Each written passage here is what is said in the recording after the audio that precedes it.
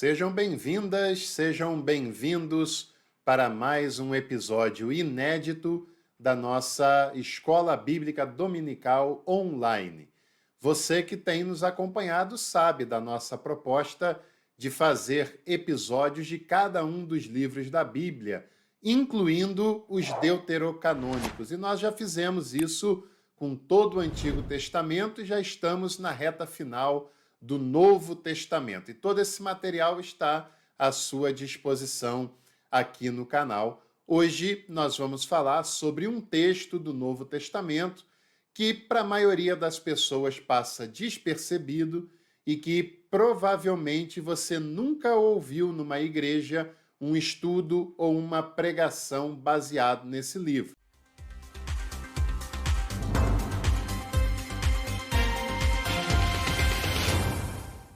Aproveito essa ocasião para te convidar a fazer parte de um projeto muito legal, porque todas as pessoas hoje podem contribuir com o nosso projeto de levar teologia de qualidade e de modo acessível para mais e mais pessoas. Você tem aí R$ 2. Com R$ 2 você pode investir no nosso trabalho. É só você agora mesmo fazer um Pix para a chave do nosso canal de apenas R$ 2, apenas isso. Se cada pessoa que nos assiste, que nos acompanha, contribuir com apenas R$ 2, nós poderemos fazer mais conteúdos e levarmos conteúdos de qualidade e modo acessível para mais e mais pessoas. Eu falava no início desse vídeo sobre um texto da Bíblia que é um texto pequeno, mas um texto profundamente importante para a nossa pesquisa, para o nosso estudo e, mais do que isso, para a formação do nosso caráter enquanto cristãos, enquanto cristãs. Esse texto é um texto que trabalha de uma maneira muito séria a questão da humanização das relações interpessoais, coisa que está estabelecida desde os primeiros capítulos dos Gênesis e que foi a principal bandeira, o principal tema de Jesus de Nazaré. Tem muitas pessoas que gostam tanto de falar sobre o pecado, gostam de criar listas morais sobre o que é pecado, o que não é pecado, e muitas vezes se transformam em pessoas hipócritas, pessoas que denunciam o pecado moral do outro e mal conseguem enxergar-se a si mesmas como pessoas que têm fugido do processo de humanização das relações conforme foi proposto por Jesus de Nazaré. E muitas vezes a religiosidade, como eu disse na semana passada, é capaz de nos tornar pessoas insensíveis para as causas que realmente importam. Jesus nos mostra em todo o seu processo, em todos os seus ensinamentos, falas e feitos, que o pecado é aquilo que desumaniza as relações interpessoais criadas por Deus. E esse breve, mas necessário texto de Filemon é uma carta que nos leva a pensar sobre o processo de desumanização das relações e como uma abordagem realmente cristã ela pode trazer luz e colocar as coisas nos seus devidos lugares. Muitas pessoas fazem a pergunta: a Bíblia apoia a escravidão?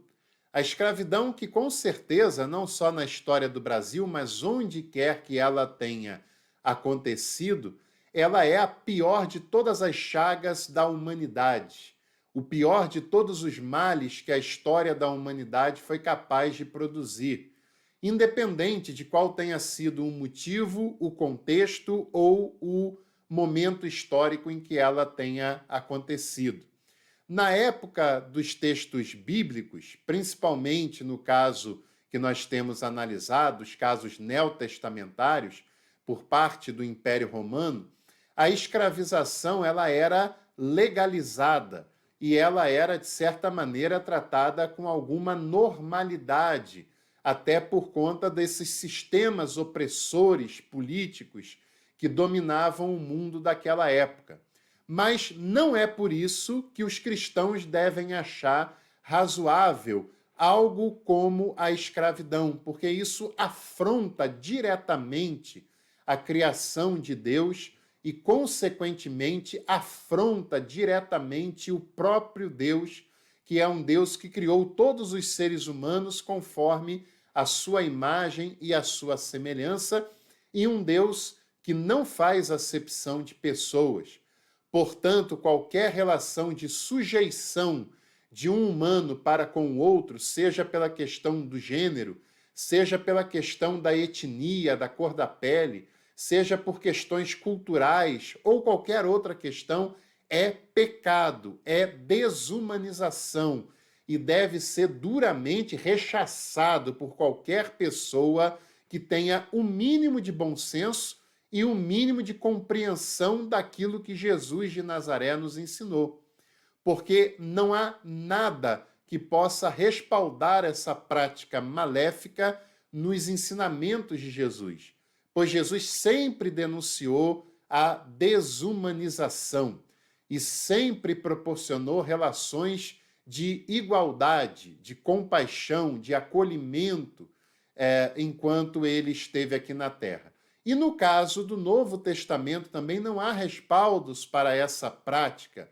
O apóstolo Paulo vai nos ensinar algo com muita dignidade, algo com muita humanidade nesse breve texto que ele escreve a Filemão.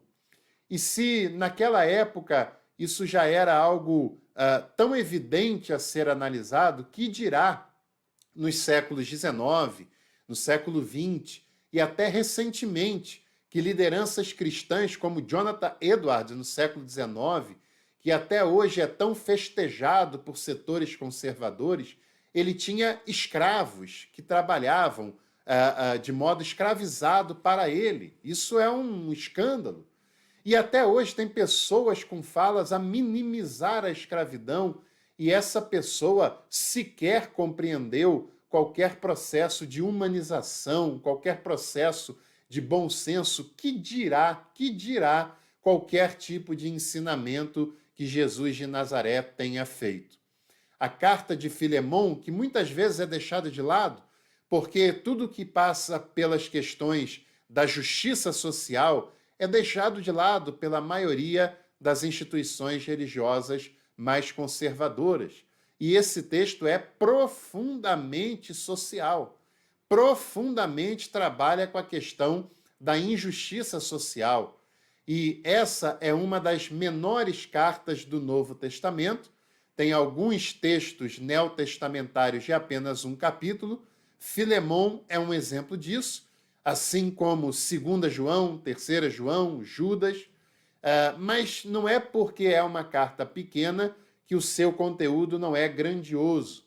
Esse texto ele foi escrito entre o ano de 55 e 57, quando o apóstolo Paulo esteve preso na cidade de Éfeso. Um prisioneiro, um injustiçado, colocado em situações de insalubridade por causa das suas crenças, por causa das suas posições, fala sobre uma questão também de injustiça de uma pessoa que mantinha outras pessoas em escravidão. Esse é o conteúdo que nós temos que esperar da carta de Filemão. Paulo escreve essa carta a um homem chamado Filemão, mas não apenas a ele, também a outros personagens como Ápia, Arquipo e também para a comunidade que estava na casa desse último personagem citado. Filemão era um homem com alguma importância social, um homem que tinha uma certa projeção e era uma pessoa que tinha pessoas escravizadas por ele. Mas num determinado momento da sua história, Filemão se converteu à mensagem cristã. E Paulo entende que se torna insustentável para uma pessoa que se converte a Cristo continuar mantendo relações de escravidão debaixo do seu próprio nariz, que isso não é mais aceitável e que é incompatível a fé cristã com a injustiça social, principalmente uma injustiça com um nível de desumanização como um processo de escravidão. Nós não temos escolha, não temos escolha. Se nós de fato somos cristãos e cristãs e levamos a sério o ensinamento de Jesus e dos apóstolos, o conteúdo do evangelho nos obriga, é inevitável que nós tomemos o lado daqueles que são injustiçados, daqueles que são vulneráveis e daqueles que são empobrecidos. É incompatível uma pessoa que se diz cristã ficar do lado dos poderosos, ficar do lado dos ricos e ficar do lado daqueles que promovem qualquer tipo de injustiça. É incompatível com a mensagem de Jesus de Nazaré e dos apóstolos que foram transformados pela mensagem do Evangelho. O objetivo do apóstolo Paulo, nessa carta que ele escreve a Filemão, é convencê-lo a aceitar o seu ex-escravo Onésimo, cujo nome significava inútil, e Paulo faz questão de dizer na sua carta que ele tinha se tornado uma pessoa muito útil para o seu ministério apostólico, e o objetivo de Paulo é convencer a Filemão que a conversão a Cristo é incompatível com a escravidão, que ele não pode, se de fato é cristão, punir o Onésimo por qualquer coisa que ele tenha feito. Provavelmente, ao que o texto nos indica, o Onésimo era um escravo de Filemão, o Onésimo roubou o Filemão e fugiu da sua propriedade. Onésimo também se converteu e provavelmente o Onésimo pleiteia diante de Paulo que Paulo intercedesse por ele junto a Filemão. Aqui nós temos duas questões que precisamos analisar com seriedade. A primeira é que era legalmente permitido a um senhor de escravos naquela época do Império Romano, que foi de alguma maneira lesado pelo seu escravo, a quando recuperar esse escravo, puni-lo. E puni-lo de várias maneiras, que passam desde açoites, a prisão, e podia chegar até a pena de morte. Isso era legalizado, por mais escandaloso que isso seja. Agora, pense no escândalo maior que é isso. O dono de escravo tinha o direito de punir um escravo se ele se sentisse lesado. Agora, quem era mais lesado dessa história? Um homem que teve algum bem surrupiado ou uma pessoa que teve a sua dignidade humana e a sua liberdade como ser humano totalmente dilacerada por outra pessoa? Quem foi a pessoa, de fato, prejudicada dessa história toda? E o fato de Onésimo ter roubado algum pertence de um homem que lhe roubou a liberdade, isso pode ser considerado, de fato, algum tipo de crime? Isso pode ser considerado algo condenável? E outro detalhe também, o segundo ponto. Naquela época havia uma brecha legal de que um amigo desse senhor de escravo, ele podia interceder em favor de um ex-escravizado, e é o que Onésimo provavelmente recorre a Paulo para que Paulo fizesse junto a Filemão. E Paulo faz isso. Paulo fica do lado de Onésimo. Paulo compra a questão de Onésimo como se fosse sua. E Paulo intercede junto a Filemão para que o Onésimo não só fosse recebido na sua propriedade, mas fosse recebido como um irmão em Cristo, como uma pessoa livre, que não devia mais nada para ele, e uma pessoa totalmente liberta, não mais como um escravizado. Paulo fica do lado daquele que sofreu a injustiça de fato nessa história, que foi justamente o Onésimo. E Paulo apela à fraternidade cristã que podia haver em Filemão. Filemão era uma pessoa grata a Paulo, e Paulo usa tudo isso em favor de Onésimo. E Paulo ainda diz para Filemão: se ele causou para você algum dano, algum prejuízo, coloque na minha conta, que se você fizer questão, eu pago quando for ter com você. Que provavelmente Filemão não teria coragem de cobrar, porque Filemão tinha uma dívida de gratidão muito grande com o apóstolo Paulo.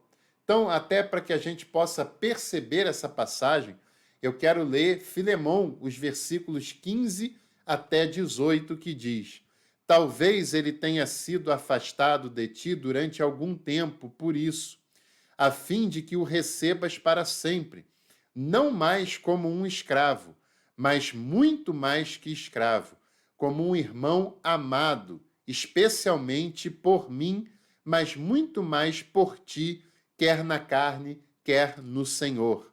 Se, portanto, me tens por companheiro, acolhe-o como a mim mesmo. E se te prejudicou ou se te deve alguma coisa, põe isso em minha conta. Isso é muito interessante, porque Paulo, que é, às vezes, criticado, às vezes até injustamente, porque alguns textos mais machistas não foram escritos por ele, são de cartas atribuídas a Paulo, mas que não foram escritas por Paulo. Nesse caso, mais especificamente, no caso de Onésimo junto a Filemão, Paulo fica do lado da justiça. Paulo fica do lado da humanização. Paulo fica do lado da dignidade. E ele faz com que Filemão entenda que receber Onésimo como um irmão, como uma pessoa livre e como uma pessoa que não lhe deve mais nada, é receber a ele próprio. Paulo se coloca como garantia para que Filemão recebesse ao Onésimo na sua casa e nessas condições, e não mais como um escravizado. Paulo coloca a sua própria dignidade como uma fiança de que Filemão poderia e deveria receber o Onésimo como uma pessoa livre e como um irmão em Cristo. Porque a mensagem de Jesus, a mensagem do Evangelho, sempre nos coloca do lado da justiça. E o verdadeiro injustiçado foi Onésimo, e não Filemão. A mensagem do Evangelho sempre nos coloca do lado da humanização e das pessoas que mais sofrem com o processo de desumanização, como Paulo também nos ensina nessa passagem, se colocando ao lado de Onésimo e intercedendo junto a Filemão que ele tivesse uma posição verdadeiramente cristã para com aquele outro ser humano igualzinho a ele mesmo. Que bonita essa carta de Paulo a Filemão. E se você gostou desse conteúdo, não se esqueça de curtir, de se inscrever no canal e participe do nosso projeto para levarmos teologia com qualidade para mais e mais pessoas. Com só R$ 2, se cada um fizer a sua parte, nós chegaremos lá no nosso objetivo. Participe você também ou torne-se membro do nosso canal e venha ter acesso a conteúdos exclusivos por aqui. Um abraço e à noite a gente se encontra na nossa devocional semanal e eu te espero lá.